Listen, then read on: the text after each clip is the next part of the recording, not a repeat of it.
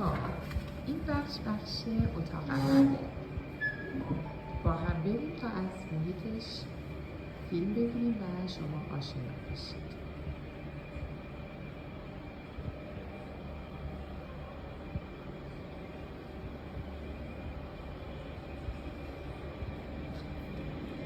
این اتاق عمل، جایی که عمل سزارین و عملهای دیگه تو این اتاق انجام میشه.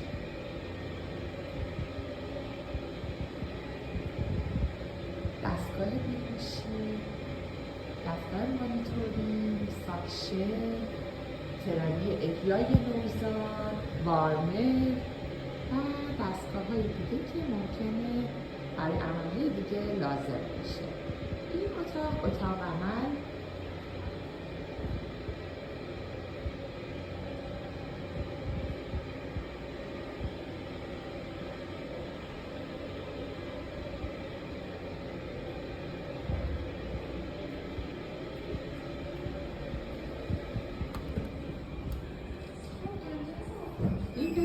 قسمت ریکاوری، جایی که شما بعد از عمل به اینجا منتقل میشید، تحت مانیتورینگ قرار میگیرید